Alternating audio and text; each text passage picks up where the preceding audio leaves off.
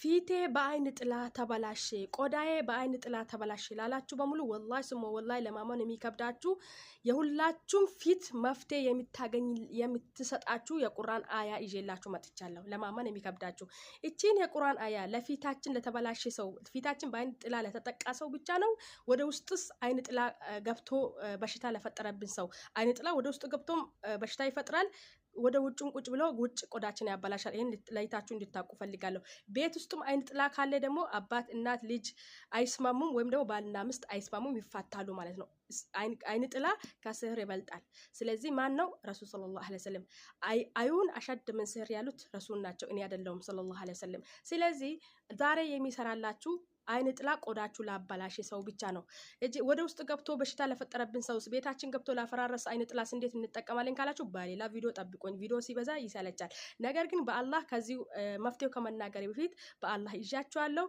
ዝክርን በብር የሚሸጡ ሰዎች ሪፖርት እያደረጉብኝ ስለሆነ እናንተ በኮፕ ሊንክ ቫይራል እንዲወጣ አግዙኝ ማለት ነው። ወዳችኋለሁ። እሺ እቺ የቁርአን አያ በምን ላይ ነው የምንቀራት? ሞየቱል ወርዳ ወይም ደግሞ የአበባ ውሃ ይባላል ማለት ነው። እዚህ ጋር ለጥፍላችኋለሁ መልኩን አይታችሁ እንድትገዙ ማለት ሁለቱም አንድ አይነት ናቸው። እናንተ ያገኛችሁት በሰፈሩ ያገኛችሁት እንድትገዙ ነው። ኢትዮጵያ ላላችሁስ ውሃ ሞየቱል ወርዳ ወይም ደግሞ የአበባ ውሃ ለማታገኙት ደግሞ ሌላ መፍትሄ ነግራችኋለሁ። እኔ ለሁላችሁ የሚጠቅሙ በአቅማችሁ የምትሰናገዱበት መፍትሄ ነው የሚሰራላችሁ። እሺ በደንብ አዳምጡኝ። ሞየቱል ወርዳ ካገኛችሁ ወይም አበባ ውሃ ካገኛችሁ ይሄ እጄ ያደረኩበት ያህል እንትን ትላላችሁ ታዘጋጃላችሁ። ከዛ በኋላ እቺን አያ ትቀራላችሁ።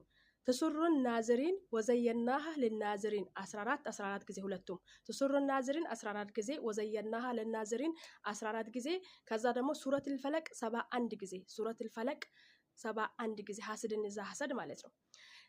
ከዛ በኋላ ማታ ትጠቀሙበታላችሁ። ማታ እንዴት ነው የምንጠቀመው? ማታ እንዴት ነው የምንጠቀመው?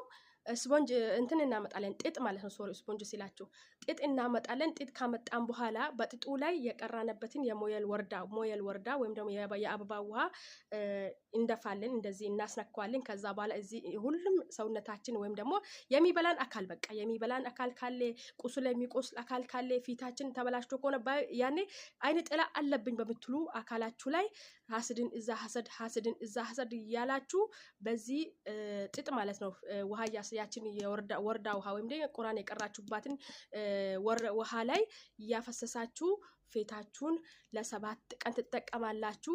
ግን በሁለተኛም ቀን ወይ በሶስተኛም ቀን መፍትሄ ታገኛላችሁ። እሺ ኢትዮጵያ ላለንስ ሞያ ወርድ ለማናገኝስ ያኔ የአበባ ውሃ ካላገኘን እንዴት ማድረግ አለብን? ይሄው በአቅማችሁ ቁርንፉድ ታመጣላችሁ። እንደዚህ አይነት